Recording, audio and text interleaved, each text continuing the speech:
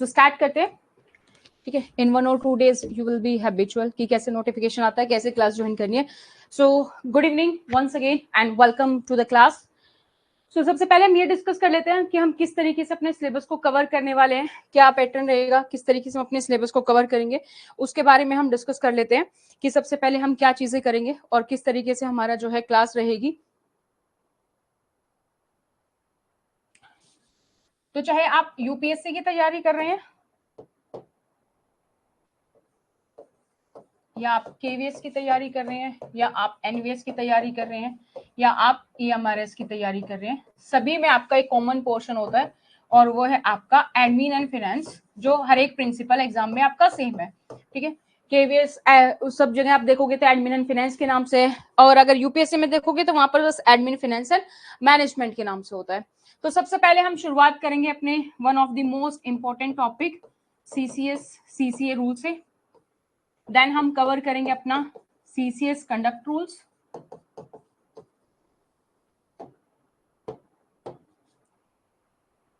Then हम cover करेंगे CCS leave rules, then इसके साथ साथ हमारा एक टॉपिक आता है छोटा सा सीसीएस ज्वाइनिंग टाइम रूल्स, वो हम कवर करेंगे, और उसके साथ ही हमारा एक छोटा सा टॉपिक होता है डाइज नोन, उसको हम यहाँ पर कवर करेंगे, ठीक है।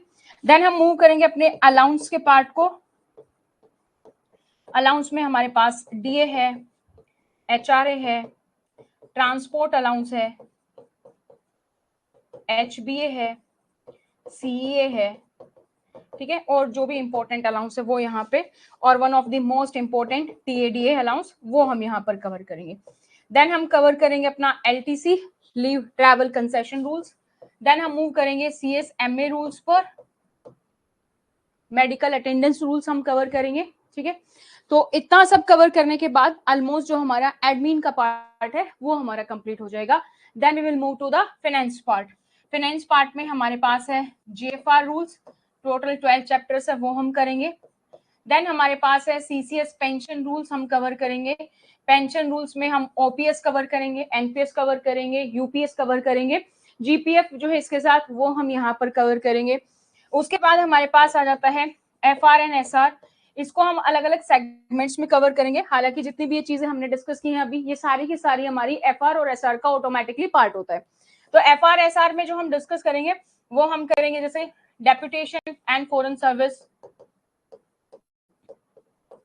ठीक है। उसके बाद हमारा जो है ट्रांसफर गाइडलाइंस क्या होती हैं,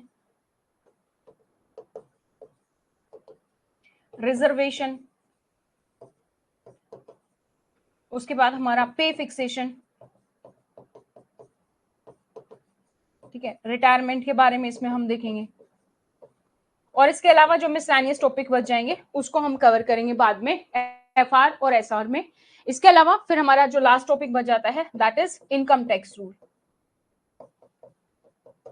एंड जीएसटी के साथ, ठीक है। तो ये हमारा सिलेबस है। बाकी जो छोटे छोटे टॉपिक्स हैं वो उसके साथ ही कवर हो जाएंगे, जैसे लीन हम इसमें कवर करेंगे एफआरएसआर के साथ। तो ये हमारा पूरा का पूरा सिलेबस रहेगा जो हम यहाँ पर कवर करने वाले हैं, ऑलमोस्ट जो सब में सेम है, चाहे आप किसी भी एग्जाम की तैयारी करो सेंट्रल लेवल पे, यूपीएससी, केवीएस, एनवीएस और ईएमआरएस, ठीक है। अब इसके बाद मैं आपको बता दूं कि आपको ऐप कैसे यूज करनी है, किस तरीके से आप अपनी ऐप को यूज कर सकते हैं।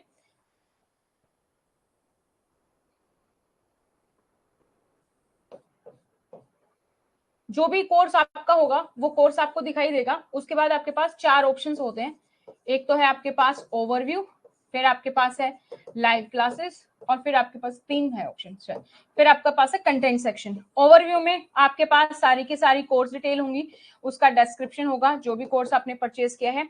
लाइव क्लासेस में जो भी हम अभी क्लासेस कर रहे हैं वो सारा का सारा हमारा जो है लाइव क्लासेस में जाएगा।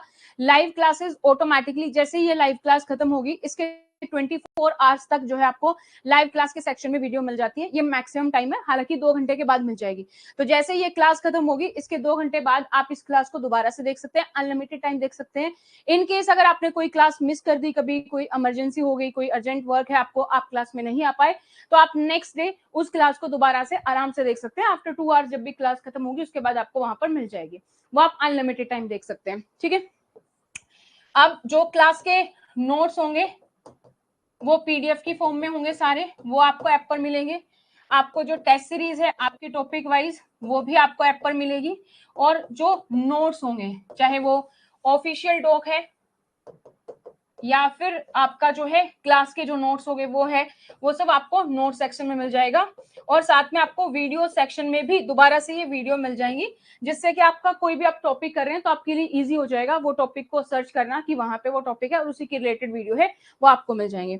सो कंटेंट सेक्शन में आपके पास है फोल्डर आपको मिलेगा एडमिन एंड फाइनेंस, उसके अंदर आपको टॉपिक वाइज फोल्डर मिलेगा। जैसे अब हम सीसीएस सीसीए कर रहे हैं तो सीसीएस सीसीए मिलेगा, और उसके अंदर आपको 3 फोल्डर मिल जाएंगे, नोट्स, टेस्ट सीरीज और जो है उसके अलावा वीडियोस। वहां से आप सर्च कर सकते हैं अपना पूरा का पूरा कोर्स। ठीक है, जेम पोर्टल जो है हमारा वो ऑटोमेटिकली इसी में आएगा। जीएफआर रूल जब हम करेंगे तो यहाँ पर हमारा जेम पोर्टल और पीएफएमएस दोनों ऑटोमेटिकली इसी में कवर है। ठीक है, तो इस तरीके से आपको मिल जाएगा। और जो आपकी ऐप है यहाँ पर आपके पास अलग अलग ऑप्शन है, यहाँ पर स्टोर है, यहाँ पर एक ऑप्शन आपके पास आई गेस थर्ड ऑप्शन होगा, वो आपको ऑप्शन मिलेगा चैट का। अगर इन केस कोई भी इंपॉर्टेंट मैसेज है रिगार्डिंग क्लास या कुछ भी, तो आप यहाँ पर चैट सेक्शन में देख सकते हैं। आपका जब क्लास शुरू हुई होगी तो आपके चैट सेक्शन में 2 चैट्स आपको मिलेंगी, एक मिलेगी डॉक्टर विजय के नाम से और एक मिलेगी आपको कोर्स के नाम से। तो कोर्स के नाम से जो भी है चैट, चाहे वो क्लास के रिगार्डिंग इंपॉर्टेंट अपडेट है, जैसे आपको फर्स्ट क्लास का मैसेज मिला होगा वहां पर कि किस तरीके से क्लास ज्वाइन करनी है, तो वहां पर मिलेगी। तो वो चैट सेक्शन में कोई चैट आती है तो उसको आप जरूर से देखें। ठीक है, तो शुरू करते हैं अपना टॉपिक। तुम्हारा टॉपिक है CCA CCA rule.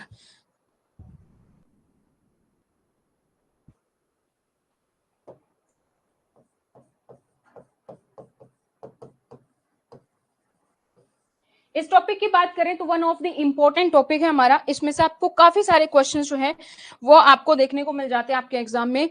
Minimum questions की बात करें तो मिनिमम आपको जो है यहाँ से जो क्वेश्चंस देखने को मिलेंगे वो आपको 4 से 5 क्वेश्चंस देखने को मिलेंगे। और अगर एग्जामिनर पेपर सेट करे अच्छे से तो आपको यहाँ से 8 से 10 क्वेश्चंस भी जो है सिर्फ और सिर्फ जो है आपको सीसीएस सीसीए रूल्स में से ही देखने को मिल जाएंगे।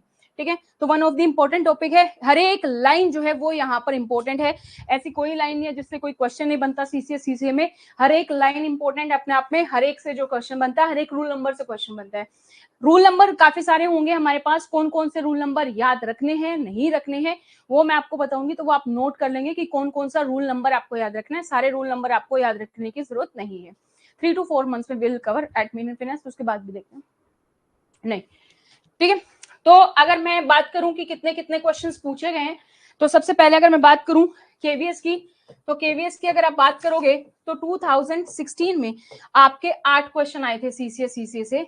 2018 में वाइस प्रिंसिपल के एग्जाम में आपके 8 क्वेश्चन आए थे। प्रिंसिपल के एग्जाम की बात करें तो वहां पर आपके टोटल 6 क्वेश्चंस आए थे। ठीक है, 22 की अगर मैं बात करूं केवीएस की, तो आप प्रिंसिपल एलडीसी अगर देखेंगे तो वहां पर आपको 6 क्वेश्चंस आपको देखने को मिलेंगे। उसके बाद अगर मैं वीपी की बात करूं तो वहां पे आपको 4 क्वेश्चंस देखने को मिलेंगे। और एलडीसी की अगर मैं बात करूं तो उसमें आपको 6 क्वेश्चंस देखने को मिलेंगे। तो इस तरीके से आपका जो है एनालिसिस है कि कहां पर कितने क्वेश्चंस है, तो मिनिमम 4 आपको मिलेंगे, मैक्सिमम 8 to 10 क्वेश्चंस भी आपको मिल सकते हैं। ठीक है, एनवीएस की बात करें तो एनवीएस में भी आपको वीपी में 4 थे, प्रिंसिपल में 8 क्वेश्चंस पूछे गए थे। ठीक है, तो इतने क्वेश्चन का आपका जो सेग्रीगेशन है वो यहाँ पर रहेगा। अब अपना टॉपिक शुरू करते हैं, तो एक नोटपैड पेन आप ले लो, शॉर्ट नोट्स आप अपने बना सकते हो अपने अकॉर्डिंग और अपनी तैयारी कर सकते हो। ठीक है, तो सबसे पहले हम बात करते हैं सीसीएस सीसीए रूल की। सबसे पहला क्वेश्चन तो हमारा यहीं से बन जाता है कि फुल फॉर्म क्या है हमारी सीसीएस सीसीए रूल्स की। तो सीसीएस सीसीए रूल की फुल फॉर्म हम पहले ये समझ लेते हैं कि सीसीए रूल्स क्या होता है, इससे हमें ये समझ में आ जाएगा क्या क्या चीजें हम इसमें पढ़ने वाले हैं। So C stands for classification, second C stands for control and A stands for appeal. Classification में हम पढ़ेंगे कि जो हमारी पोस्ट है एंड सर्विसेज है उसका क्लासिफिकेशन कैसे है।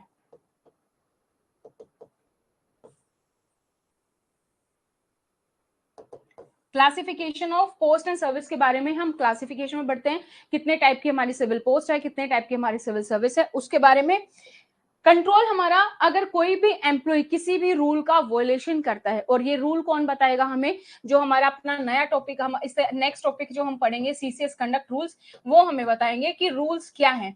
कोई भी ऑर्गेनाइजेशन हो उसका अपना एक कोड ऑफ कंडक्ट होता है कि वो अपने एम्प्लॉय से क्या एक्सपेक्ट करती है, कि किस तरीके से उसके एम्प्लॉय जो है क्या क्या रूल्स का पालन करे, क्या डूज है क्या डोंट्स है, वो सारी चीजें हमारे पास यहाँ पर सीसीएस कंडक्ट रूल्स में है।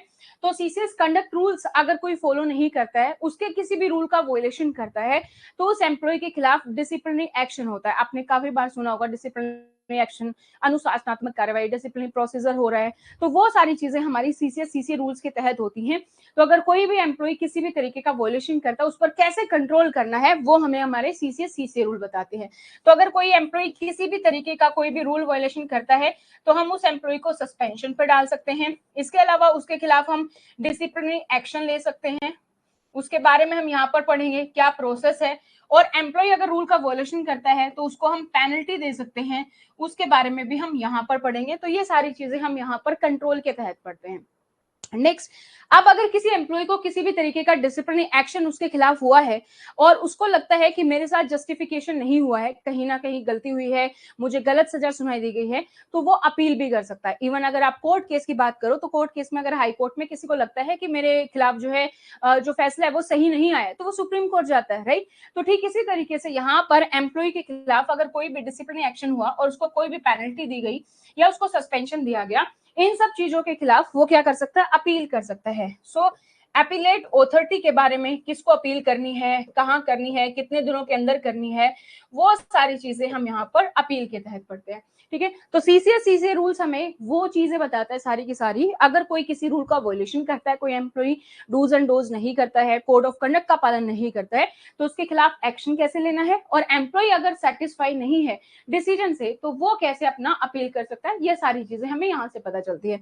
सो सबसे फर्स्ट क्वेश्चन हमारा बन जाता है सीसीएस सीसीए की फुल फॉर्म, ये आपको याद रखनी है, और एग्जाम में ये क्वेश्चन पूछा जा चुका है। ठीक है, अब आपको फुल फॉर्म याद रहेगी, तो आपको कि क्या क्या चीजें हम पढ़ रहे हैं, तो फुल फॉर्म ऑटोमेटिकली याद रहेगी। क्लासिफिकेशन पढ़ रहे हैं, पोस्ट एंड सर्विस का कंट्रोल पढ़ रहे हैं, जिसमें हम सस्पेंशन, पेनल्टी, डिसिप्लिनरी एक्शन पढ़ेंगे, मेजर पेनल्टी, माइनर पेनल्टी पढ़ेंगे। अपील में हम अपीलेट ऑथोरिटी के बारे में सारी चीजें पढ़ेंगे, क्या क्या डॉक्यूमेंट्स चाहिए, कितने दिन में अपील कर सकते हैं, वो सारी चीजें पढ़ेंगे। अब हम थोड़ा सा इंट्रो देख लेते हैं अपने रूल्स शुरू करने से पहले। तो सबसे पहले तो हमारा फुल फॉर्म हो गया कि सीसीएस सीसी जो है हमारा क्या है, classification, control and appeal rule है। So government servant should obey all laws and conduct rules on the basis of ethics. तो जो भी गवर्नमेंट सर्वेंट अपनी किसी भी ऑर्गेनाइजेशन को ज्वाइन करता है, हर एक ऑर्गेनाइजेशन के अपने कुछ लॉज हैं, कुछ रूल्स हैं, कुछ कोड ऑफ कंडक्ट हैं, और वो सारे रूल्स और जो कोड ऑफ कंडक्ट है वो एम्प्लॉइज का पालन करना पड़ता है। When there is a violation of CCS conduct rules, the departmental inquiry is initiated. और जब भी कोई एम्प्लॉय किसी भी कोड ऑफ कंडक्ट का, या अगर हम सीसी रूल के भाषा में बात करें, तो सीसीएस कंडक्ट रूल्स का अगर कोई भी वोलेशन करता है, किसी भी रूल का उल्लंघन करता है, तो उसके खिलाफ क्या होता है, उसके खिलाफ हम डिसिप्लिनरी एक्शन लेते हैं, डिपार्टमेंटल इंक्वायरी हम बैठाते हैं। Whenever misconduct is reported, then the first action is initiation of inquiry. तो जब भी किसी भी एम्प्लॉय के खिलाफ कोई भी इंक्वायरी आएगी, तो हम क्या करेंगे, सबसे पहले एम्प्लॉय को बताएंगे आपके खिलाफ जो है कंप्लेन आई है, क्या कंप्लेन आई है, क्या उसके सपोर्टिंग डॉक्यूमेंट विटनेस है। एम्प्लॉय को हम सस्पेंशन पर रख सकते हैं, और सबसे पहला हमारा काम क्या है, बेसिकली उसके खिलाफ हमारी इंक्वायरी शुरू करना। जिस भी एम्प्लॉय के खिलाफ कंप्लेन आई है, ये देखना कि क्या वो सही है या नहीं है। On receiving complaint against any government employee, preliminary inquiry should be done.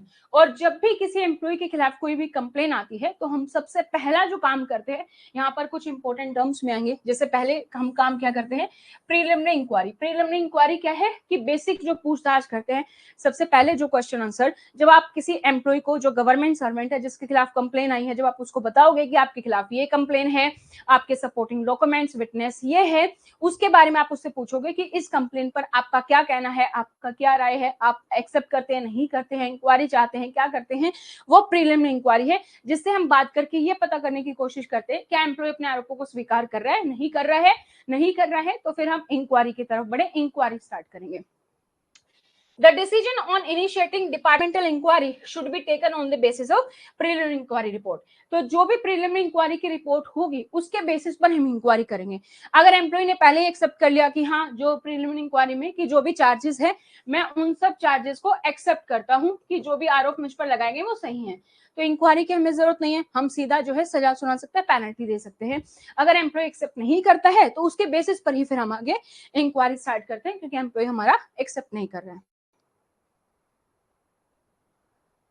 Now, who is authorized to frame rules to regulate the recruitment and condition of service of the government employee? ये rules हमारे किसके तहत आते हैं? Condition of service के तहत। तो किसके पास पावर है कि कौन रूल्स बनाएगा रिगार्डिंग द रिक्रूटमेंट, कि गवर्नमेंट एम्प्लॉय को जो रिक्रूट करना है उसके रिगार्डिंग, साथ ही साथ कंडीशन ऑफ सर्विस के रिगार्डिंग किसके पास पावर है कि कौन रूल बना सकता है? तो ये पावर है हमारे पास ऑनरेबल प्रेसिडेंट के पास। In case of central government employee, यहीं पर अगर हम स्टेट गवर्नमेंट की बात करें तो स्टेट गवर्नमेंट में पावर किसके पास है? गवर्नर के पास है। ठीक है, सेंटर में ऑनरेबल प्रेसिडेंट और स्टेट में हमारे पास पावर किसके पास है? गवर्नर के पास है।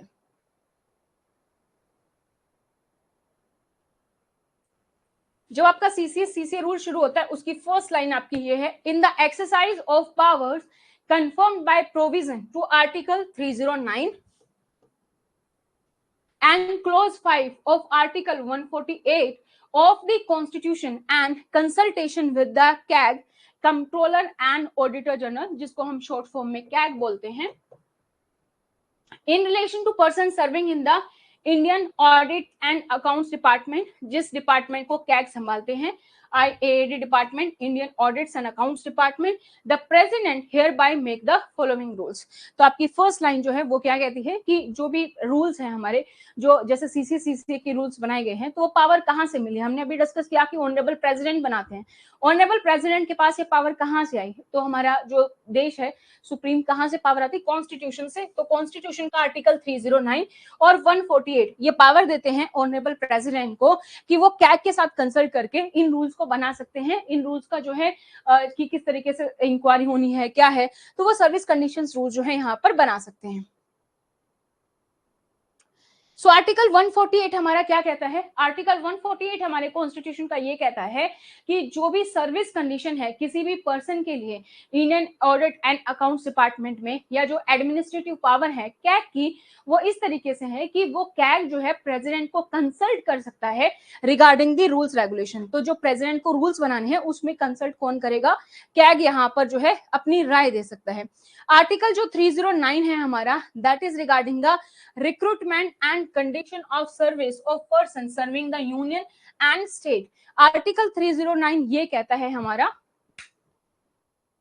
Voice is clear from my side. तो आर्टिकल 309 ये कहता है कि जो रिक्रूटमेंट है एंड जो कंडीशन ऑफ सर्विस है, जो भी पर्सन हमारे सर्व कर रहे हैं यूनियन में, सेंटर में और द स्टेट में, उसके तहत पावर किसके पास है? पावर है हमारे प्रेसिडेंट के पास in case of centre, and in case of state governor के पास पावर है कि गवर्नर और जो है हमारे प्रेसिडेंट वो क्या कर सकते हैं? एम्प्लॉय के रिक्रूटमेंट के लिए कि किस तरीके से रिक्रूटमेंट होगा उसके रिगार्डिंग एंड उनकी सर्विस कंडीशंस के रिगार्डिंग जो है रूल्स रेगुलेशन बना सकते हैं। जो भी पर्सन अपॉइंट होंगे पब्लिक सर्विस में, पोस्ट में, उसके लिए रूल्स रेगुलेशन जो है प्रेसिडेंट हमारे बना सकते हैं। कितने टाइम का होगा, कब अपॉइंट करना है, क्या सर्विस कंडीशन है, क्या उसके रूल्स रेगुलेशन होंगे, क्या क्या होंगे, वो सारी चीजें जो है हमारे प्रेसिडेंट जो है वो बना सकते हैं। सो आर्टिकल 309 हमारा यही है, संघ या राज्य की सेवा करने वाले व्यक्तियों की भर्ती और सेवा की शर्तें, कि किस तरीके से उनको रिक्रूट करेंगे, किस तरीके से उनकी भर्ती होंगी, साथ ही सेवा की शर्तें यानी कि उनकी जो सर्विस कंडीशंस है जिसके तहत कोई भी अगर कोई वायलेशन करता है तो क्या इंक्वायरी होगी, या फिर उनके क्या कियारे होंगे, क्या उनको उस पोस्ट पर रिक्रूट करने के बाद उनके क्या रोल्स एंड रिस्पॉन्सिबिलिटीज होंगे, वो सारे जो है आर्टिकल 309 के तहत प्रेसिडेंट और हमारे जो गवर्नर है स्टेट में वो बना सकते हैं। अब इसके साथ साथ हमारे पास आर्टिकल 310 है, वो भी हमें पढ़ना होता है। संघ या राज्य की सेवा करने वाले व्यक्तियों की पदावधि, पदावधि यानी कि टेन्योर, रिक्रूट कंडीशन बना दी। साथ ही साथ इसके साथ ये भी डिसाइड किया जाएगा, आर्टिकल 310 पावर देता है कि प्रेसिडेंट सेंटर में और स्टेट में जो हमारा गवर्नर है वो क्या कर सकता है? वो टेन्योर डिसाइड कर सकता है। कि जो भी पर्सन रिक्रूट हुआ है उसका टेन्योर कितना रहेगा, वो कितने समय तक उस पद पर बना रहेगा। और आपने एक वर्ड भी सुना होगा प्रसाद पर्यंत, जिसमें हम बोलते हैं कि राष्ट्रपति जब तक चाहे वह व्यक्ति उस पद को धारण कर सकता है, उस पद पर बना रह सकता है। और स्टेट के केस में हमारे पास जो है गवर्नर चाहे तब तक। So Article 310 is the tenure of office of person serving the union or state, कि जब तक एम्प्लॉइज को रिक्रूट करना है हमें तो उसका टेन्योर क्या रहेगा, वो पावर कौन देता है, आर्टिकल 310 देता है। सो आर्टिकल 309 जो है वो पावर देता है रिक्रूट करने की एंड सर्विस कंडीशन की, एंड आर्टिकल 310 पावर देता है रिगार्डिंग द टेन्योर।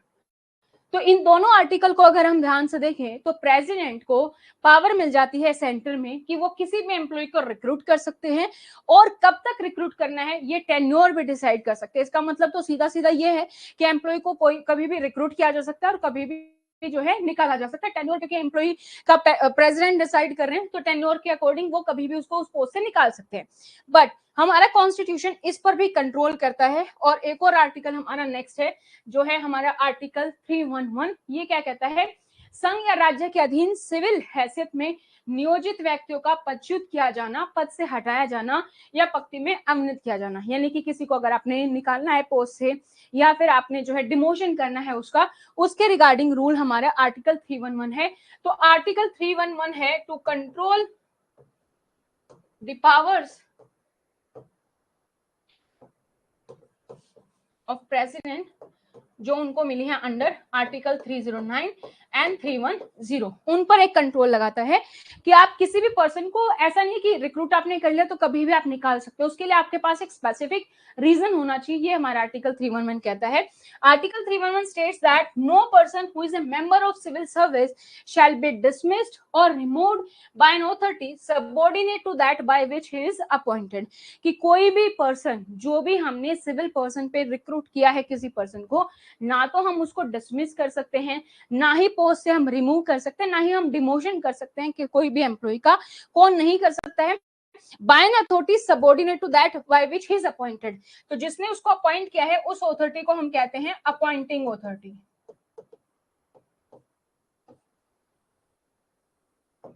कौन सी अथॉरिटी नहीं कर सकती, जिसने उसको अपॉइंट किया उससे नीचे वाली कोई भी अथॉरिटी उस एम्प्लॉय को ना डिसमिस कर सकती है, ना रिमूव कर सकती है, ना उसका डिमोशन कर सकती है। अगर किसी एम्प्लॉय को डिसमिस या रिमूव करना है तो वो कौन करेगा, या तो अपॉइंटिंग अथॉरिटी या फिर हायर देन अपॉइंटिंग अथॉरिटी वो करेंगे। ठीक है, ये हमारा आर्टिकल 311 कहता है। So no such person shall be dismiss, removed और reduced in rank except after an inquiry in which he has been informed of the charges against him and given a reasonable opportunity of being heard in respect of those charges। लेकिन हम किसी भी employ को अगर appointing authority या उससे higher authority उसको dismiss करती है, रिमूव करती है, उसका रैंक रिड्यूस करती है, वो भी कब कर सकती है, आफ्टर एन इंक्वायरी, जब किसी एम्प्लॉय ने कोई मिसकंडक्ट किया है, जब किसी एम्प्लॉय ने किसी कोड ऑफ कंडक्ट का वोलेशन किया है, सीसीएस कंडक्ट रूल का वोलेशन किया है, तब हम ऐसा कर सकते हैं, वो भी इंक्वायरी के बाद। और इंक्वायरी में हमारे पास दो इंपॉर्टेंट स्टेप है। फर्स्ट स्टेप हमारा क्या है कि he has to be informed of the charges against him, यानी कि एम्प्लॉय को हम बताएंगे कि आपके खिलाफ ये इंक्वायरी है, ये जो कंप्लेन आई है क्या कंप्लेन है, उस कंप्लेन के तहत आपने किस रूल का वोलेशन किया है और क्या सपोर्टिंग डॉक्यूमेंट्स है, क्या विटनेस है, वो सारी इंफॉर्मेशन हम देंगे। Second, reasonable opportunity of being heard, और उसको सुना जाएगा, एम्प्लॉय को अपना पक्ष रखने का मौका दिया जाएगा, ये भी इंपॉर्टेंट है। ये हमारा आर्टिकल 311 कहता है। सो दो इंपॉर्टेंट पॉइंट्स है जो हमारा आर्टिकल 311 कहता है। Two essential features of the inquiry provided in article 311, the government servant has to be informed of charges and given reasonable opportunity to defend himself, अपने आप को डिफेंड कर सकता है और उसको मौका दिया जाएगा कि जो भी चार्जेस लगे हैं उस पर, उस चार्जेस के बारे में उसको इन्फॉर्म किया जाएगा। यहाँ तक किसी का कोई डाउट, कोई क्वेरी, तो you can just let me no. Any questions till here?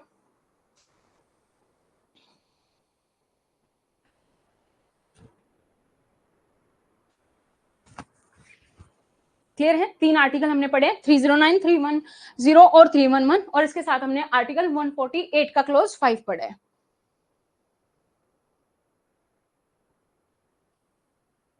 Any questions still here?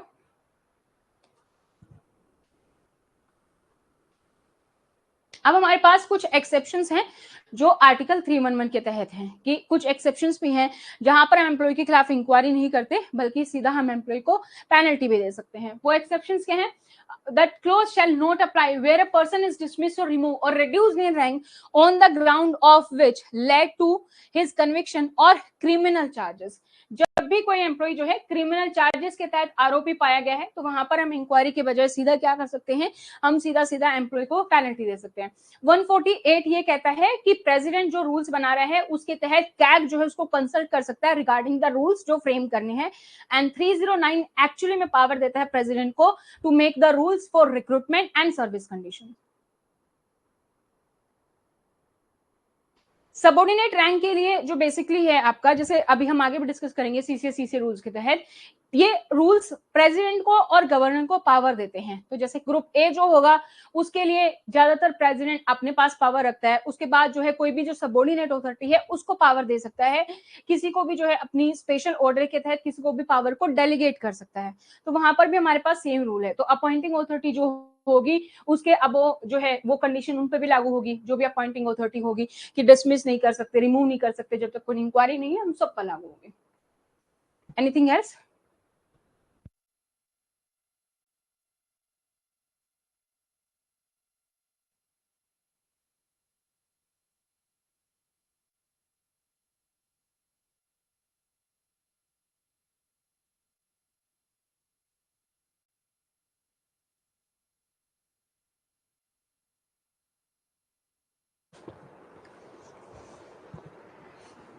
सो कहां पर अप्लाई नहीं होते? सबसे पहला, conviction on a criminal charges.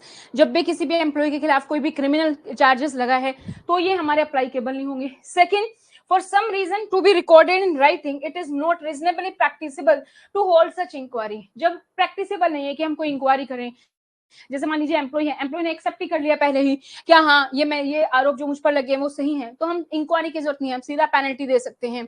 Third, in the interest of the security of the state, when president is satisfied that it is in the interest of the security of the state, state की हम यहाँ पर बात कर रहे हैं, state हम बात कर रहे हैं अपने कंट्री की, इंडिया की। तो जब भी प्रेसिडेंट को ऐसा लगे कि जो भी आरोप एम्प्लॉय पर लगाया गया है वो कहीं ना कहीं भारत की सिक्योरिटी के लिए, भारत की सुरक्षा के लिए खतरा है, ऐसा कोई आरोप है कि एम्प्लॉय जो भी कोई भी मिसकंडक्ट कर रहा है उसके तहत भारत की सुरक्षा को खतरा है, तो ऐसे टाइम पर भी हम जो है इंक्वायरी के बजाय फटाफट से एम्प्लॉय को पेनल्टी दे सकते हैं। वहां पर जरूरी नहीं कि हम इंक्वायरी का वेट करें, हम पेनल्टी दे सकते हैं। अब कुछ क्लॉज है हमारे आर्टिकल 311 के।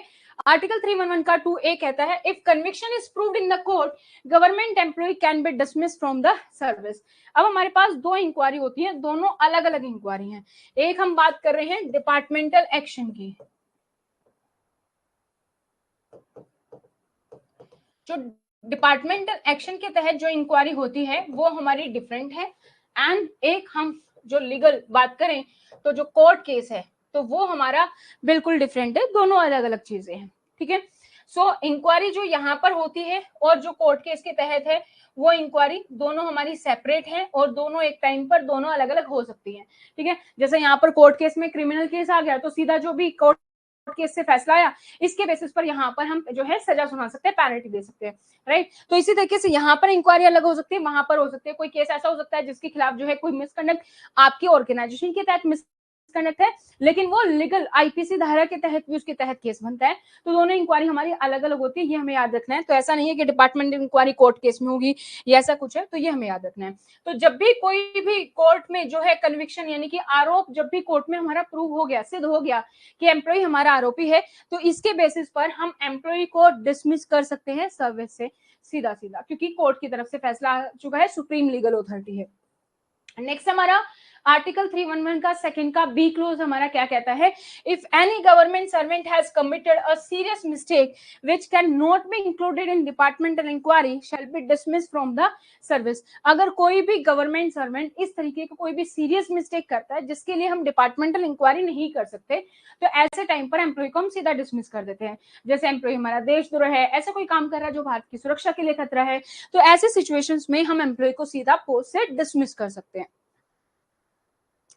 नेक्स्ट वी हैव आर्टिकल 311 का सेकंड का C clause, if a government servant has acted as a treason. तो एम्प्लॉय जो है हमारा अगर वो देशद्रोह है so inquiry will not be initiated, shall be dismissed from the service. तो एम्प्लॉय को हम सीधा डिसमिस कर सकते हैं। तो एम्प्लॉय के खिलाफ क्रिमिनल केसेस है, देशद्रोह का मामला है, या कोई ऐसा सीरियस मिसकंडक्ट है जिसके लिए इंक्वायरी नहीं की जानी चाहिए, तो एम्प्लॉय को हम डिसमिस कर सकते हैं। और ऐसी सिचुएशंस में अपील नहीं की जा सकती है। ये भी हमें याद रखना है कि ऐसी कौन कौन सी सिचुएशंस है जहां पर एम्प्लॉय अपील नहीं कर सकता। आर्टिकल 311 का सेकंड का A clause, B clause, C clause, इनके तहत एम्प्लॉय की अपील भी नहीं बनती है। नेक्स्ट है हमारे पास रीजनेबल अपॉर्चुनिटी। तो जब भी एम्प्लॉय के खिलाफ इंक्वायरी होगी, ये दो चीजें हमने पढ़ी है कि पार्टी शुड बी हर्ड, यानी कि जो एम्प्लॉय है उसको मौका दिया जाएगा, वो अपना पक्ष रख सकता है। Second, chargesheet should be provided, और एम्प्लॉय को हम चार्जशीट प्रोवाइड करते हैं जिसमें हम सारी डिटेल्स लिखेंगे कि कंप्लेन क्या है, किस रूल के तहत आपने जो है मिसकंडक्ट आया है। ये जैसे कोई भी पुलिस केस आता है तो उसमें हम बताते हैं ना कि ये आईपीसी धारा आप पर लगी है, ठीक इसी तरीके से यहाँ पर अगर कंप्लेन आई है तो हम बताएंगे कि कौन सा रूल का वायलेशन हुआ है और क्या सपोर्टिंग डॉक्यूमेंट और विटनेस हमारे पास है। Complainant should not be made an inquiry officer and nobody can become an investigator in case of himself। अगर मैंने ही कंप्लेन की है तो मैं इन्वेस्टिगेटर नहीं हो सकती, क्योंकि चांसेस हैं कि सामने वाले को मैं आरोपी ही सिद्ध करूंगी अगर मैं केस को इन्वेस्टिगेट कर रही हूँ। इसी तरीके से अगर जो है complainant should not be an inquiry officer, और अगर मेरे खिलाफ कंप्लेन है तो ऑब्वियसली मैं इंक्वायरी ऑफिसर नहीं हो सकती, क्योंकि मुझे सारी चीजें पता रहेंगी कि क्या क्या चीजें पता हो रही हैं, और डॉक्यूमेंट के साथ टेम्पर यानी कि छेड़खानी होने के चांसेस ज्यादा हैं। तो फेयर चांसेस रखने के लिए इन दोनों बातों का भी ध्यान रखना है।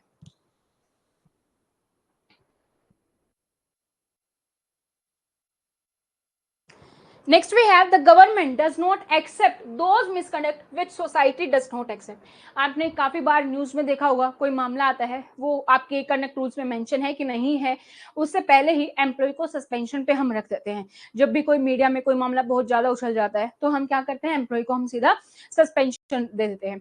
सो जो सोसाइटी एक्सेप्ट नहीं करती वो गवर्नमेंट भी एक्सेप्ट नहीं करती, सीधा साधा। So if an employee is free by the court due to irregularities departmental checking then also no restriction initiating the departmental inquiry again.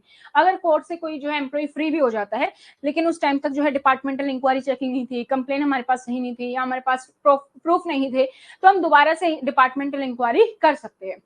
If there is a court verdict in respect of those allegations on which departmental inquiry was going on, अगर किसी भी आरोप के लिए departmental inquiry चल रही है और उसमें कोर्ट का वर्डिक्ट आ जाता है, then there can not be departmental inquiry on same allegation। तो जो भी कोर्ट का वर्डिक्ट आया हम उसको मानेंगे और हम दोबारा से यहाँ पर किसी भी तरीके की इंक्वायरी स्टार्ट नहीं करेंगे उस आरोप पर। लेकिन उसके अलावा कोई आरोप है तो ऑब्वियसली उस पर हम जो है यहाँ पर इंक्वायरी शुरू कर सकते हैं डिपार्टमेंट में। if the restoration is on the technical points, जैसे प्रॉपर प्रोसीजर फॉलो नहीं हुआ, रीजनेबल अपॉर्चुनिटी नहीं दी गई हमने एम्प्लॉय को, ठीक है, जिसमें कि आपने आर्टिकल 311 का उल्लंघन किया, अगर आपने सामने वाले को मौका नहीं दिया, then again inquiry can be done but the facts already proved by court will not be considered for inquiry. तो हम क्या कर सकते हैं, इंक्वायरी को दोबारा से स्टार्ट कर सकते हैं, लेकिन जो कोर्ट का वर्डिक्ट आ चुका है उस पर नहीं करेंगे, बाकी जो आरोप है उसके लिए हम कर सकते हैं।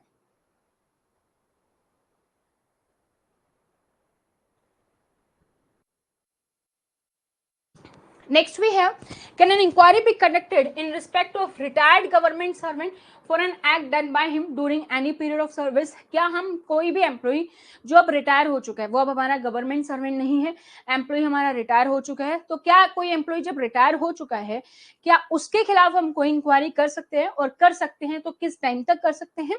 So proceeding can be initiated after the retirement. अगर एम्प्लॉय के रिटायरमेंट होने के बाद भी किसी भी तरीके की कोई कंप्लेन आती है तो उसके खिलाफ भी हम इंक्वायरी कर सकते हैं। क्या क्या चीजें हैं, only with the sanction of president, तो प्रेसिडेंट का सैंक्शन जरूरी है तब हम कर सकते हैं। Second, only in respect of any event which took place with in 4 year of such institution, जो आरोप लगा है उसके 4 साल के अंदर हम जो है कंप्लेन जो है कर सकते हैं। तो 4 साल का टाइम है, 4 साल तक हम जो है उसके खिलाफ जो है कंप्लेन कर सकते हैं। तो ये था हमारा थोड़ा सा इंट्रो, जिसमें हमने ये जाना कि सीसीएस सीसी रूल्स जो है हमारे वो क्या है, किस क्या क्या चीजें हम इसमें पढ़ने वाले हैं, और बेसिक चीज है कि हमारे जो मेन आर्टिकल है इसमें दिए गए हैं 148, 309, 310 एंड 311 वो क्या कहते हैं, ठीक है। रूल्स की अगर हम बात करें तो 5 पार्ट्स में हम इसको डिवाइड कर सकते हैं। 1, 2, 3 हमारे जनरल रूल्स हैं, जिसमें हम बात करेंगे कि रूल्स कब आए, कब से लागू हुए, किस पर अप्लाई होते हैं, किस पर अप्लाई केवल नहीं होते हैं, कुछ डेफिनेशंस की बात करेंगे। रूल नंबर 4 to 8 हमारा क्लासिफिकेशन है कि क्लासिफिकेशन कैसे किया गया है पोस्ट का, सर्विस का, उसके बारे में। Then we have the 9 to 21 control, जिसमें अभी हमने डिस्कस किया स्टार्टिंग में कि हम इसमें सस्पेंशन के बारे में पढ़ेंगे, पेनल्टी के बारे में पढ़ेंगे, डिसिप्लिनरी एक्शन कैसे होगा, क्या प्रोसीजर होता है मेजर पेनल्टी के लिए, माइनर पेनल्टी के लिए, इंक्वायरी रिपोर्ट क्या होती है, उस पर कैसे एक्शन होगा, ये सारी चीजें हम यहाँ पर पढ़ेंगे।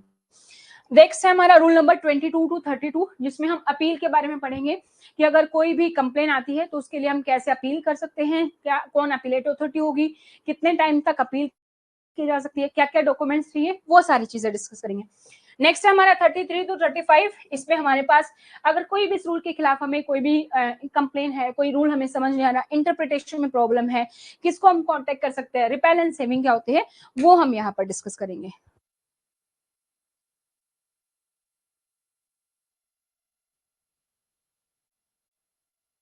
So part 1 is the journal. Part 1 यहाँ से हमारा CCA rule basically official start होता है। So rule number first is show title and commencement. जैसे जैसे हम आगे रूल पढ़ते जाएंगे आपको ऑटोमेटिकली याद हो जाएगा कि हमारा फर्स्ट रूल, लगभग हर रूल्स में जितने भी हम रूल्स पढ़ेंगे पहला रूल आपको यही मिलेगा, show title and commencement. Show title जैसे हम सीसीए पढ़ रहे हैं तो इसकी फुल फॉर्म क्या है, कमेंसमेंट इसकी शुरुआत कब से हुई, ये लागू कब से हुए, उसके बारे में है। So these rule may be called as, अभी हमने देखा definition, classification, control and appeal rules हम कहते हैं। 1965 में ये रूल्स आए थे। कब से लागू हुए, ये लागू हुए 1 दिसंबर 1965 से। तो दो इंपॉर्टेंट क्वेश्चन आपके यहां से बन जाते हैं। फर्स्ट, आपकी फुल फॉर्म क्या है, ये क्वेश्चन भी आ चुका है एग्जाम में, एंड ये डेट, मंथ, ईयर, तीनों चीज आपको याद रखनी है कि सीसीए रूल्स कब से लागू हुए, ये भी एग्जाम में आ चुका है। तो 1 दिसंबर 1965, ये डेट, मंथ, ईयर, तीनों चीज आप याद रखेंगे। Next we have the rule to interpretation, जिसमें हमारे पास डेफिनेशंस हैं। तो ज्यादातर जगह पर जैसे आप आगे हम बढ़ेंगे आगे रूल्स में, वहां पर हमारा सेकेंड और थर्ड रूल डेफिनेशन और हमारा होता है कि किस किस पर लागू होता है। कई बार हमारा सेकंड रूल में होता है कि किस पर अप्लाईकेबल होगा, या फिर हमारे सेकंड में डेफिनेशन होती है। अगर सेकंड में डेफिनेशन है तो थर्ड में होगा किस पर लागू होगा, और अगर सेकंड में लागू होना है तो थर्ड पे डेफिनेशन होगी। यहाँ पर सेकंड हमारा इंटरप्रिटेशन है, रूल नंबर याद रखने की जरूरत नहीं है।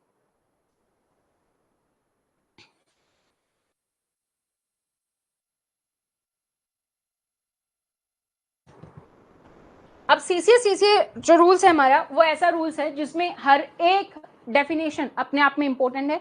हर एक डेफिनेशन से आपको प्रीवियस ईयर में वेरियस एग्जाम्स में आपको क्वेश्चंस मिल जाएंगे। ठीक है, तो समझते हैं कि कैसे प्रोसेस होता है। सबसे पहले जब भी कोई कंप्लेन आएगी, वो कंप्लेन किसके पास जाएगी, वो जाएगी हमारी डिसिप्लिनरी अथॉरिटी के पास,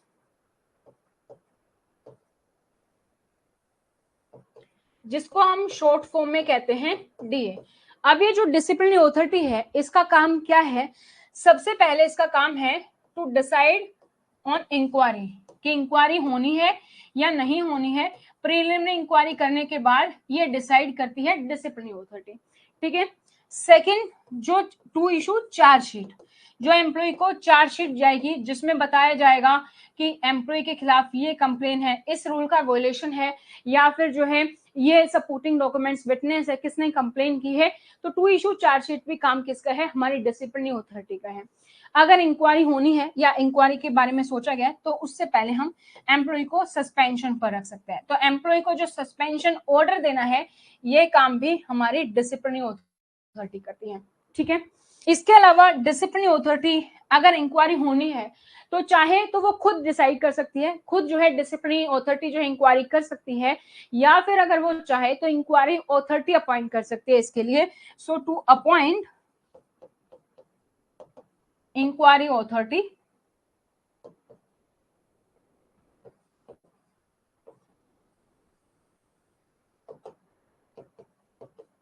एंड प्रेजेंटिंग ऑफिसर।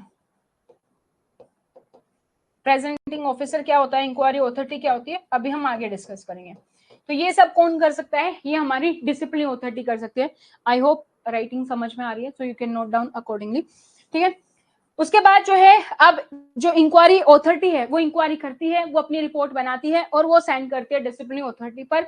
तो डिसिप्लिनरी अथॉरिटी जो है एक्शन लेना इंक्वायरी रिपोर्ट पर, ये भी डिसिप्लिनरी अथॉरिटी का काम है। एक्शन ऑन इंक्वायरी रिपोर्ट, यानी कि एम्प्लॉय को जो पेनल्टी देनी है, चाहे वो मेजर हो चाहे वो माइनर हो, ये भी काम किसका है? डिसिप्लिनरी अथॉरिटी का है। ऑफिशियल डेफिनेशन की बात करें तो डिसिप्लिनरी अथॉरिटी वो अथॉरिटी है जिसके पास रूल नंबर 10, रूल नंबर 10 में है हमारा सस्पेंशन, उसके तहत, और रूल नंबर 11 जो पेनल्टी है उसके तहत जो है डिसिप्लिनरी अथॉरिटी के पास पावर है कि किसी एम्प्लॉय को सस्पेंशन या पेनल्टी दे सकती है। बट ये सारी पावर्स होती है हमारे पास डिसिप्लिनरी अथॉरिटी के पास। जो मेन पावर है कि इंक्वायरी होनी है कि नहीं, जब भी कोई कंप्लेन आएगी डिसिप्लिनरी अथॉरिटी के पास आएगी, डिसिप्लिनरी अथॉरिटी चार्जशीट बनाती है, एम्प्लॉय को भेजती है जिसके खिलाफ कंप्लेन है, डिसाइड करते हैं इंक्वायरी होनी है कि नहीं, अगर एम्प्लॉय ने एक्सेप्ट कर लिया तो इंक्वायरी की जरूरत नहीं है, एम्प्लॉय को सस्पेंशन पर रखना, और अगर इंक्वायरी होनी है तो उसके लिए इंक्वायरी अथॉरिटी और प्रेजेंटिंग ऑफिसर को अपॉइंट करना, जब इंक्वायरी खत्म हो जाएगी, इंक्वायरी रिपोर्ट आएगी, उसके बेसिस पर एक्शन लेना और एम्प्लॉय को पेनल्टी देना, ये सब काम किसका है? ये हमारी डिसिप्लिनरी अथॉरिटी का है। तो सबसे पहले हमारी जो डेफिनेशन हो जाती है वो है हमारी डिसिप्लिनरी अथॉरिटी। ठीक है, अब हमने बात की इंक्वायरी अथॉरिटी, तो सेकेंड हमारा क्या है? Enquiring authority. इसको हम शॉर्ट फॉर्म में आइए बोलते हैं। अब ये जो इंक्वायरी अथॉरिटी है इसका काम क्या है? To conduct inquiry. नाम से पता चल रहा है सिंपल, इसका काम है इंक्वायरी करना। ये पूरी जो भी कंप्लेन है, जो भी आई है, जिसके लिए इसको अपॉइंट किया गया है, वो हमारी इंक्वायरी करेगी और इंक्वायरी के बेसिस पर ये अपनी आईआर सबमिट करेगी।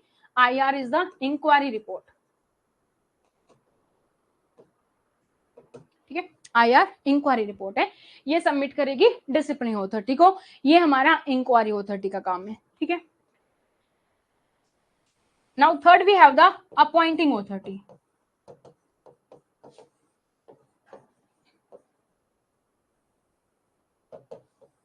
शॉर्ट फॉर्म में हम इसको बोलते हैं एए। नाम से क्या पता चल रहा है? जो अपॉइंटमेंट बनाएगी।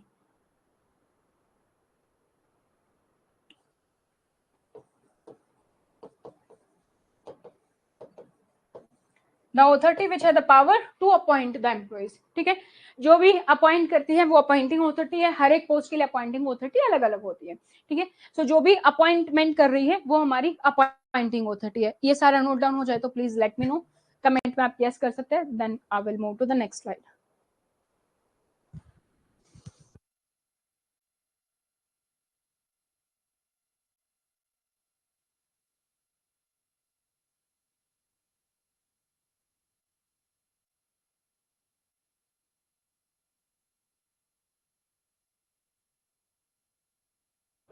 डन।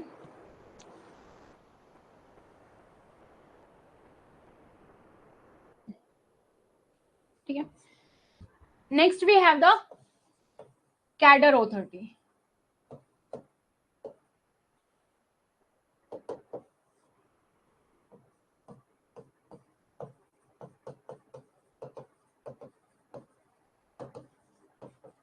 जो कैडर की अपॉइंटमेंट करती है वो हमारी कैडर अथॉरिटी है। ठीक है, तो अपॉइंटिंग अथॉरिटी तो सिंपली वो है जो अपॉइंटमेंट करेगी। कैडर अथॉरिटी कौन है?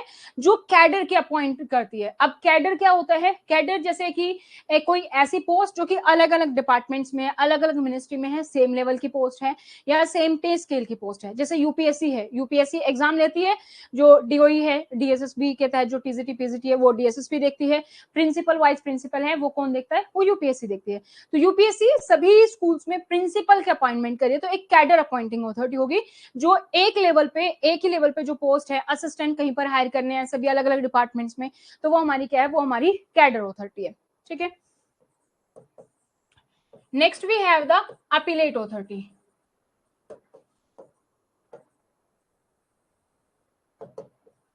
नाम से क्या पता चल रहा है? जिसके पास हम अपील कर सकते हैं, जहां पर एम्प्लॉय हमारा अपील कर सकता है अगर उसको सस्पेंशन पर रखा गया है, उसको कोई पेनल्टी दी गई है, उसको डिसमिस या रिमूव किया गया पोस्ट से, और एम्प्लॉय को लगता है कि मेरे साथ जस्टिफिकेशन नहीं हुआ है, वो रिजल्ट से सेटिस्फाई नहीं है, तो अपील किसके पास करेगा? अपीलेट अथॉरिटी के पास। तो जिस भी अथॉरिटी के पास अपील की जाएगी वो हमारी अपीलेट अथॉरिटी है। ठीक है, नेक्स्ट वी हैव द हमारा रिवाइजिंग अथॉरिटी।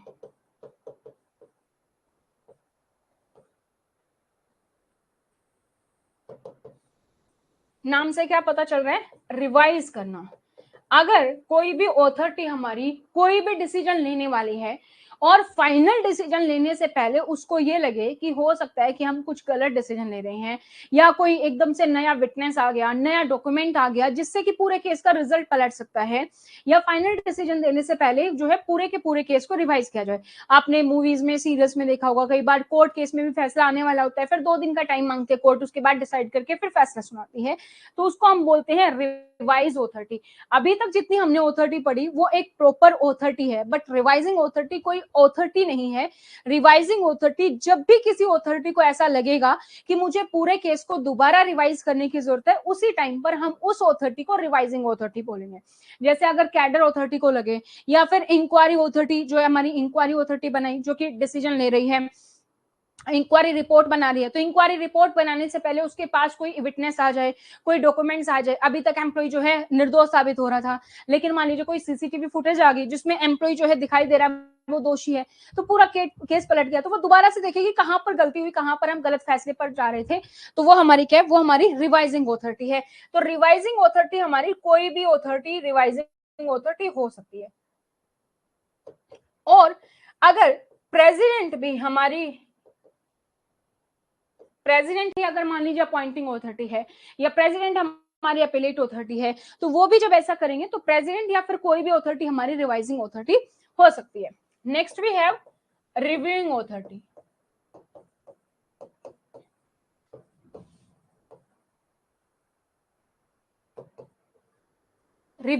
रिव्यू करना, ठीक है, यहाँ पे था हम रिवाइज कर रहे थे, रिव्यू करना। रिव्यू हम किसके लिए यूज करते हैं, थोड़ा सीनियर पर्सन, तो यहाँ पर हम किसी भी ऑथोरिटी को अगर ऐसा लग रहा है तो हम उसको रिवाइजिंग ऑथोरिटी बोल रहे हैं, या प्रेसिडेंट को ऐसा लग रहा है तो हम ऐसा बोल सकते हैं, बट प्रेसिडेंट के लिए we have the specific term that is reviewing authority.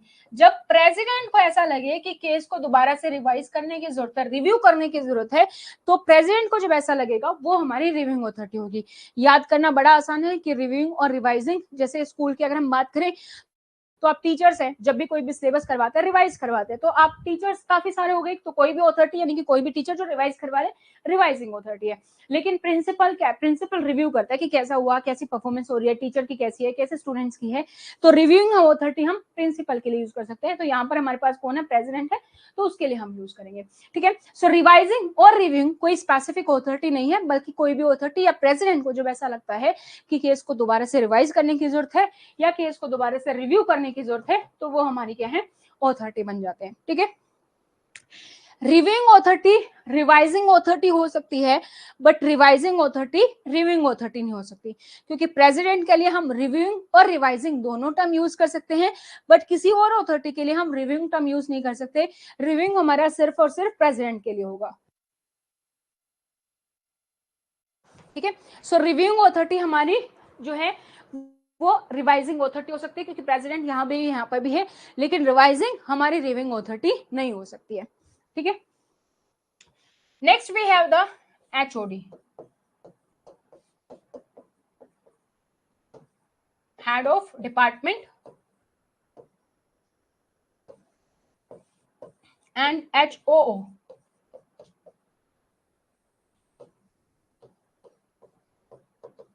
Head of office.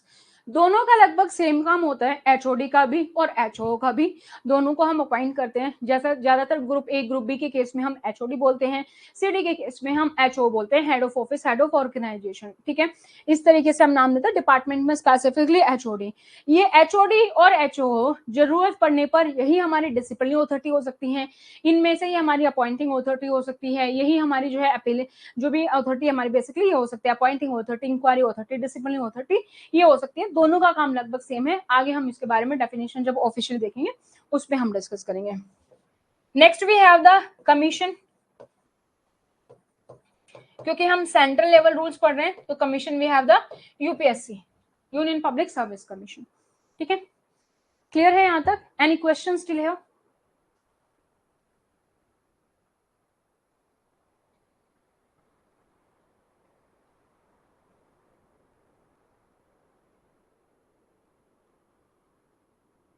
Any questions?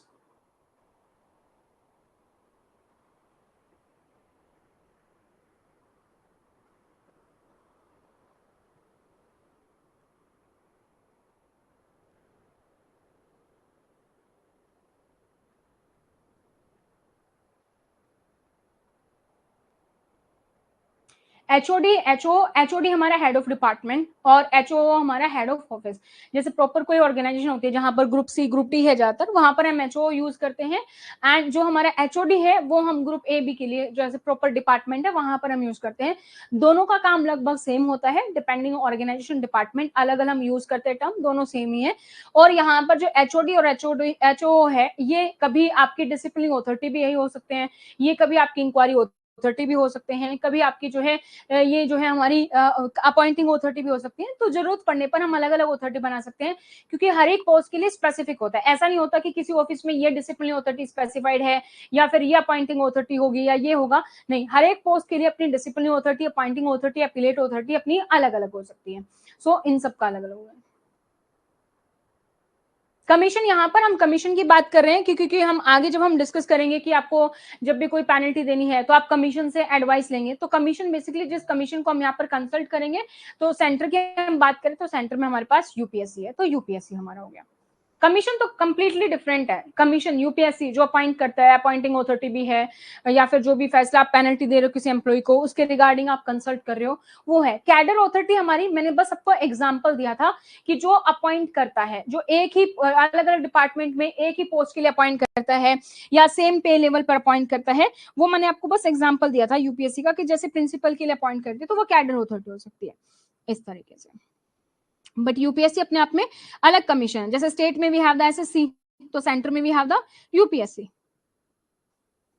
अब यूपीएससी सिर्फ प्रिंसिपल नहीं करता, बाकी और भी बहुत सारे एग्जाम्स हैं जिसके लिए वो कंडक्ट करता है। आईएएस हो गया, आईपीएस हो गया, सीडीएस हो गया, तो बहुत सारे एग्जाम्स हैं जिसके लिए वो कंडक्ट करता है। उसके अलावा उसकी अपनी और भी रिस्पॉन्सिबिलिटीज होती हैं जिसको वो देखते हैं। Anything else?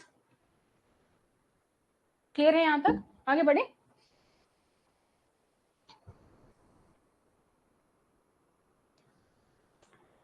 सबसे पहली अथॉरिटी जो हमारे पास वो अपॉइंटिंग अथॉरिटी, वो हमने डिस्कस कर लिया। जो भी हमें अपॉइंट करती है, अपॉइंटमेंट के लिए जो अथॉरिटी है वो उसके पास क्या है, अपॉइंटिंग अथॉरिटी। सेकंड हमारे पास कैडर अथॉरिटी, जो कैडर के अकॉर्डिंग अपॉइंट करती है, अलग अलग डिपार्टमेंट में सेम पोस्ट के लिए, सेम पे स्केल के लिए जो करती है, वो हमारे पास कैडर अथॉरिटी है। Next we have the civilian post, क्योंकि हम सेंट्रल लेवल की बात करें तो सेंट्रल लेवल सिविल और जो सेंट्रल सिविल सर्विस या फिर सेंट्रल सिविल पोस्ट है वो यहाँ पर होगी। तो इसमें हमारी सिविलियन सर्विस और सिविलियन पोस्ट जो भी होगी, corresponding group in the defence service.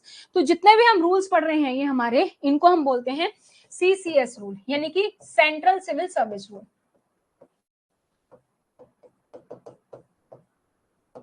जितने भी आगे हम रूल पढ़ेंगे वहां पर भी हम ये पढ़ेंगे, CCS conduct rule, CCS MA rules, ठीक है। तो हर जगह पर आपको ये टर्म देखने को मिलेगी। दिस इज बेसिकली फॉर कि हम ये रूल्स पढ़ रहे हैं, वो रूल्स जो कि सभी सिविल पोस्ट पर अप्लाईकेबल होंगे। सेंट्रल लेवल में जो भी सिविल पोस्ट है उस पर अप्लाई होंगे।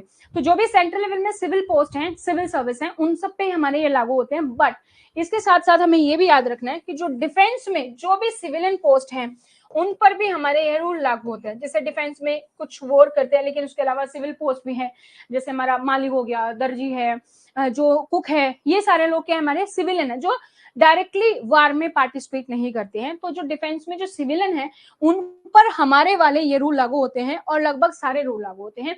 ये आपको बाय डिफॉल्ट याद रखना है। जब भी एग्जाम में आएगा कि जो नीचे दिए गए ऑप्शन उसमें से किस पर लागू होते हैं, तो सिविल सर्विस और सिविल पोस्ट पर, साथ साथ जो डिफेंस में सिविलियन है उस पर भी हमारे रूल लागू होते हैं। Next we have the commission. Commission हम सेंटर की बात कर रहे हैं तो we have the UPSC. Defence service, क्योंकि हमने डिफेंस की बात कि डिफेंस में जो सिविलियन है उस पर हमारे रूल लागू होंगे। तो डिफेंस सर्विस क्या है, डिफेंस जिनको की सैलरी मिलती है डिफेंस सर्विस एस्टिमेट से, आर्मी एक्ट जो है हमारा, नेवी एक्ट जो है, एयरफोर्स एक्ट, उनके सब्जेक्ट में डिफेंस सर्विस एस्टिमेट से जिनको सैलरी मिलती है मिनिस्ट्री ऑफ डिफेंस में, वो हमारे डिफेंस सर्विस में आ जाते हैं। Next we have the department. Department आपने देखा गवर्नमेंट में बहुत सारे डिपार्टमेंट्स हैं जो किसी स्पेसिफिक पर्पस के लिए बनाए गए हैं। सो means any establishment or organization declared by president by notification in the official gazette to be department of the government of India। तो गवर्नमेंट ऑफ इंडिया के तहत कोई भी डिपार्टमेंट बनाया गया है, प्रेसिडेंट ने ऑफिशियल गazette में नोटिफिकेशन देके किसी स्पेसिफिक पर्पस के लिए, किसी स्पेसिफिक जो डिपार्टमेंट बनाया है किसी स्पेसिफिक सर्विस के लिए, वो हमारा क्या है, डिपार्टमेंट। डिसिप्लिन ऑथोरिटी अभी हमने डिस्कस किया क्या क्या पावर्स हैं। ऑफिशियल के अकॉर्डिंग हम देखें तो means the authority competent under these rule to impose on a government servant any of penalty specified in rule 11। तो वो ऑथोरिटी जो कि रूल 11 के तहत कोई भी पेनल्टी इम्पोज कर सकती है। रूल 11 में हमारे पास पेनल्टी है जिनको हम दो पार्ट्स में डिवाइड करते हैं, माइनर और मेजर।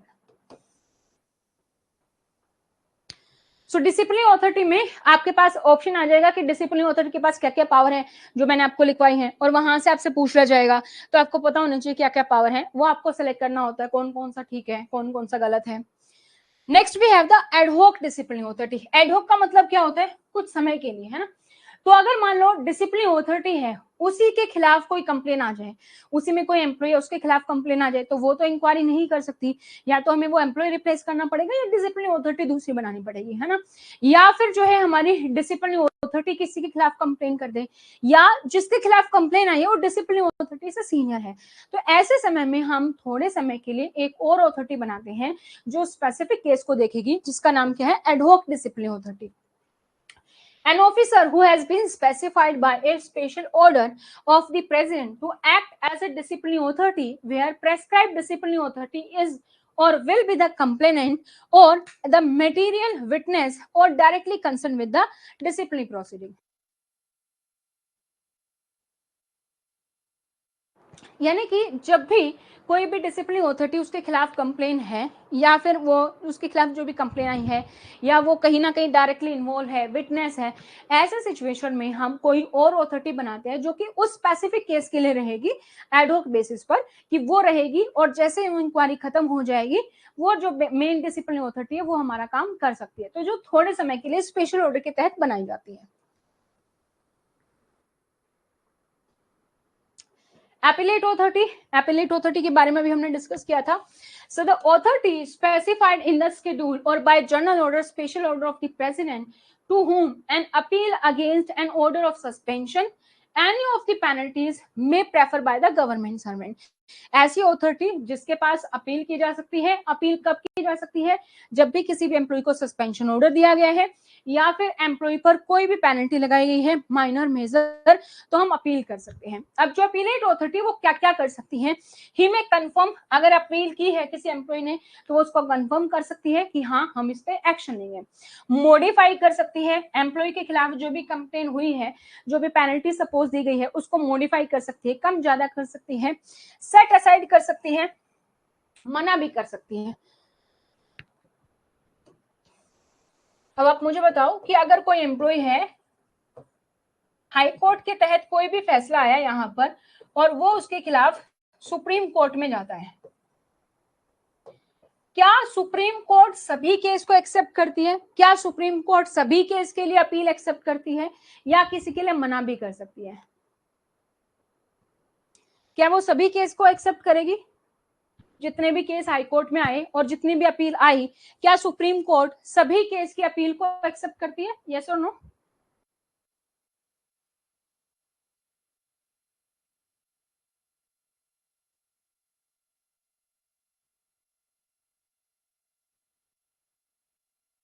राइट, तो सुप्रीम कोर्ट मना कर सकती है, क्योंकि अगर ऐसा होगा तो फिर हाई कोर्ट की वैल्यू खत्म हो जाएगी, हर कोई हाई कोर्ट से सीधा सुप्रीम कोर्ट में जाएगा। तो सेम इधर यहीं पर इसी तरीके से कि अपीलेट ऑथोरिटी को अगर लगता है कि भाई कोई केस अपील लायक है तो उसी पे अपील की जाएगी, वरना मना भी कर सकती है। ठीक है, पेनल्टी को रिड्यूस कर सकती है, एनहांस कर सकती है, कोई और पेनल्टी लगा सकती है, और ऑथोरिटी को दोबारा से इंक्वायरी करने की जो है डायरेक्शन भी दे सकती है। राइट, तो ये सारी चीजें हैं हमारे पास अपीलेट ऑथोरिटी में।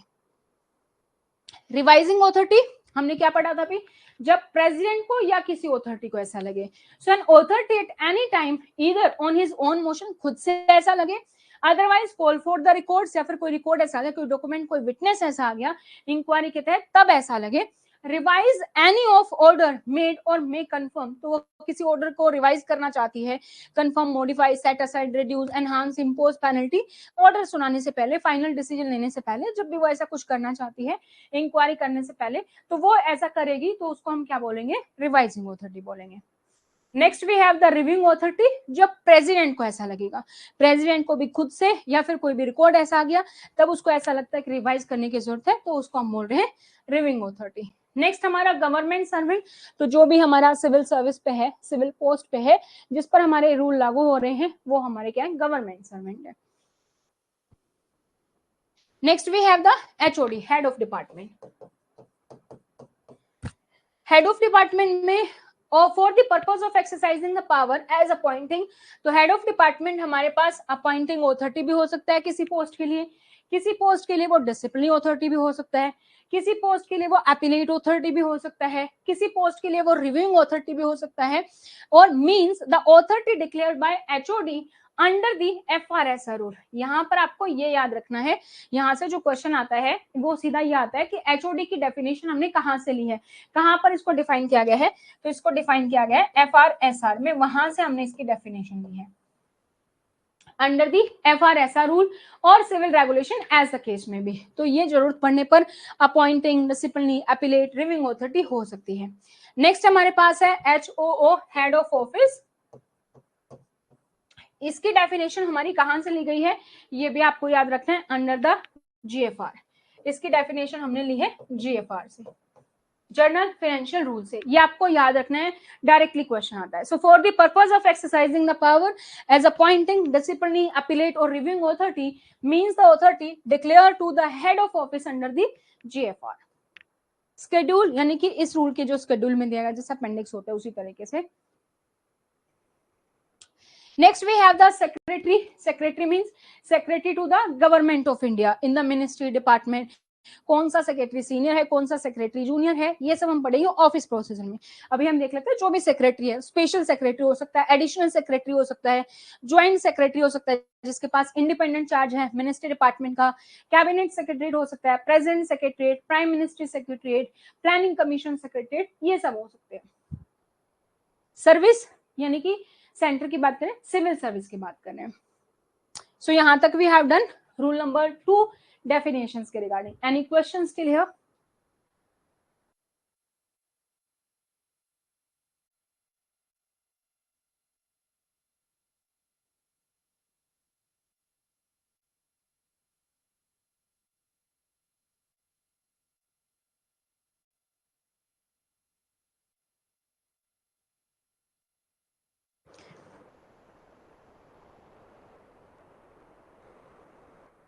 Any doubt? Any questions?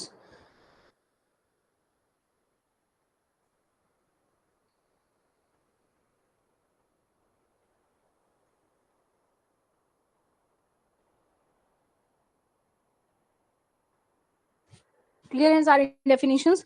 तो आपके पास सीधा सीधा क्वेश्चन आ जाता है। मेन जो इंपॉर्टेंट है जैसे डिसिप्लिन ऑथोरिटी हो गया, इंक्वायरी ऑथोरिटी हो गया, ठीक है, रिवाइजिंग और रिव्यू हो गया, क्योंकि उसमें याद रखना पड़ता है प्रेसिडेंट के लिए रिव्यू है कि रिवाइज है, या फिर हमारे पास HO HOD डेफिनेशन कहाँ से ली गई है, ये कुछ इंपॉर्टेंट डेफिनेशन जहां से आता है, लेकिन हर एक डेफिनेशन इंपॉर्टेंट है अपने आप में, तो आपको सारी याद रखनी है, ठीक है।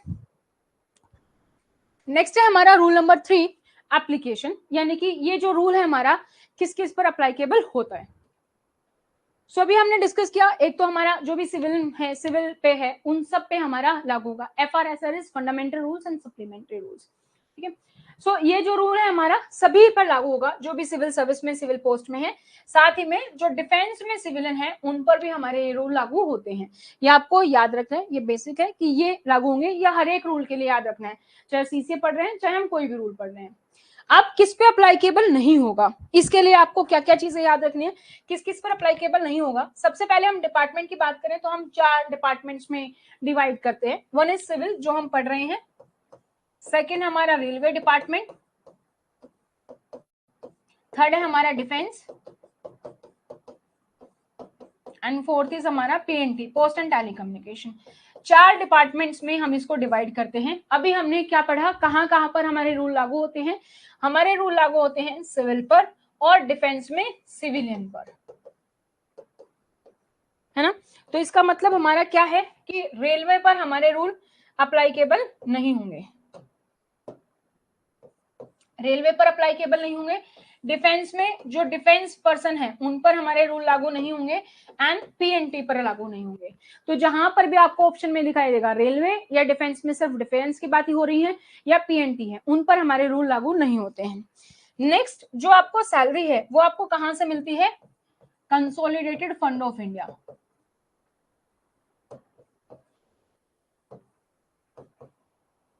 इसको हम शॉर्ट फॉर्म में CFI बोलते हैं, कंसोलिडेटेड फंड ऑफ इंडिया। तो कंसोलिडेटेड फंड ऑफ इंडिया पर जिनको सैलरी मिल रही है उन पर हमारे लागू हो रहे हैं रूल, लेकिन जिसको भी सैलरी मिल रही है हमारी कंटीजेंसी फंड ऑफ इंडिया से,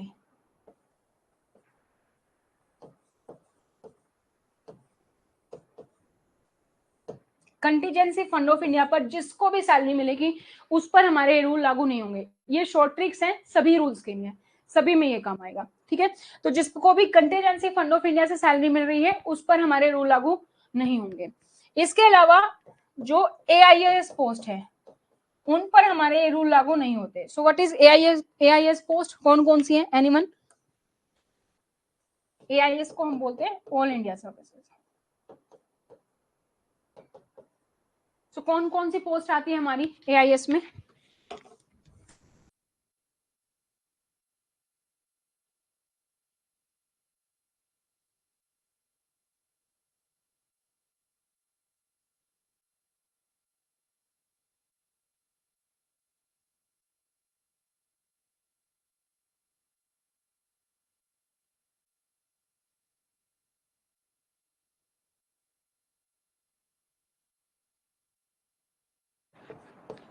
IAS, IPS, IFS, इन पर भी हमारे रूल लागू नहीं होते। ये जो बेसिक है ये आपके हर एक रूल में रहेंगे कि डिपार्टमेंट वाइज हम देख लेंगे, फंड वाइज देख लेंगे और पोस्ट वाइज देख लेंगे, इन पर हमारे रूल लागू नहीं होते हैं, ठीक है।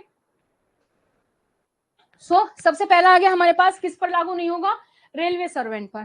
जो भी रेलवे सर्वेंट होगा उसके अपने अलग से रूल होते हैं। इंडियन रेलवे एस्टेब्लिशमेंट कोड है, उनके रूल नंबर 102 में जो डेफिनेशन दी गई है रेलवे सर्वेंट की, उन पर लागू नहीं होंगे।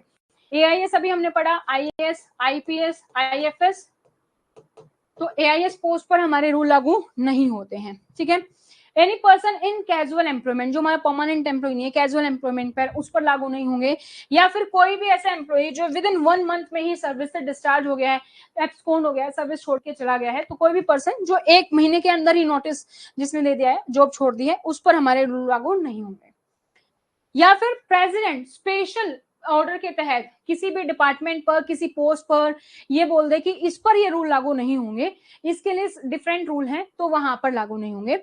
So any person for whom special provision is made in respect of matters covered by these rules by or under any law for the time being in force or by or under any agreement entered into by or with the previous approval of the president before or the commencement of these rules in regard to matter covered by the such provision।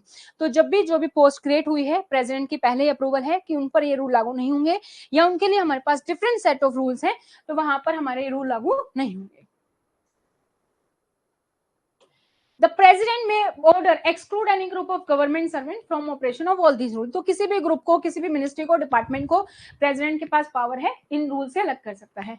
Next हमारा railway के बारे में ही है, तो वापस से, तो Indian railway establishment में जो भी डेफिनेशन है वहां पर उन पर लागू नहीं होंगे। बस साथ ही साथ this rule shall apply to every government servant temporary transfer to a service post coming with exception AE to whom but for such transfer these rule will apply।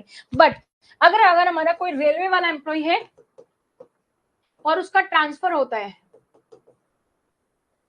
Civil में, तो उस पर, उस दौरान जब वो ट्रांसफर पर है तब हमारे वाले रूल लागू रहेंगे सिविल वाले, अगर रेलवे का ट्रांसफर हो जाता है सिविल में।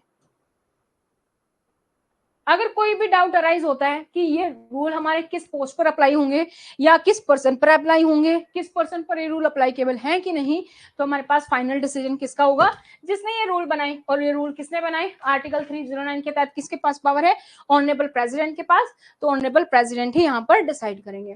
अब जब ये रूल बने, जब भी कोई रूल्स रेगुलेशन बनता है, काफी सारे डाउट आते हैं इस पोस्ट पर अप्लाईकेबल है कि नहीं है या कहाँ पर है, तो उसके रिगार्डिंग गवर्नमेंट ऑफ इंडिया की काफी सारे डिसीजंस हैं, वो आप खुद से देख सकते हैं। यहां तक आपके लिए इंपॉर्टेंट है कि यहां तक आपको याद रखना है, डायरेक्टली क्वेश्चन बनता है, नीचे ऑप्शन दिया जाता है, या तो ये पूछा जाएगा कि CCSCC रूल्स किस पर लागू होते हैं, या ये पूछा जाएगा किस पर लागू नहीं होते हैं, ठीक है। तो डायरेक्टली आएगा, वहां से आपका ये क्वेश्चन बन जाता है। तो आज के लिए हम यहीं पर तक करेंगे, रूल नंबर 3 तक। नेक्स्ट क्लास में हम करेंगे रूल नंबर 4 से। यहां तक कोई डाउट, कोई query, any question still have?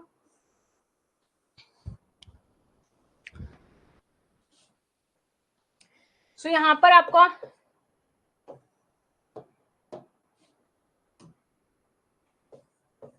CCSCC की फुल फॉर्म आप याद रखेंगे, ठीक है।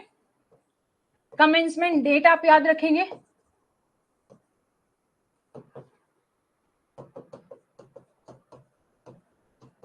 डेट मंथ ईयर सब याद रखना है, ठीक है।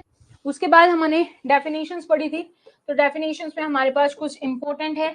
डिसिप्लिनरी अथॉरिटी,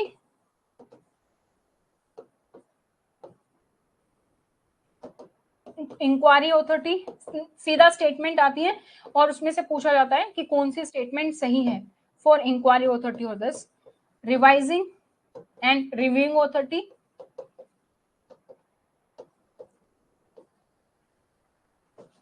HOD और HO कहां से लिए गए हैं, ये कुछ इंपॉर्टेंट है। इसके अलावा बाकी डेफिनेशंस भी इंपॉर्टेंट है।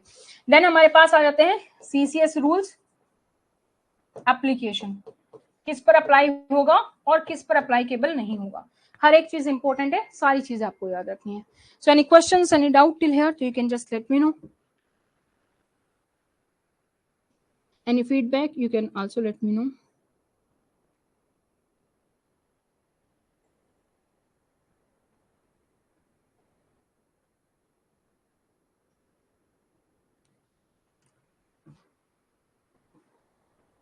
Monday to Friday, 5 days. Starting में हम रखेंगे 1.5 आवर अप्रोक्सीमेट। धीरे धीरे जब आपको हैबिट हो जाएगी तो we will make it 2 hour class.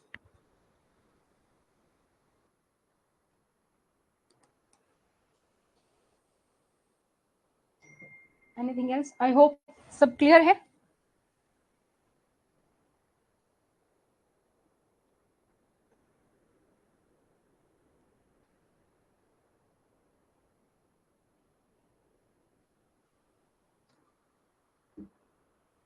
First December 1965 rule number 1 में हमने पढ़ा कमेंसमेंट डेट कब से लागू हुआ, that is the commencement date.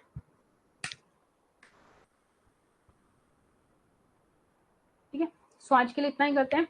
Thank you so much, bye bye, take care. If you have any feedback और suggestion you can give on WhatsApp, ठीक है। तो thank you so much, bye bye, take care.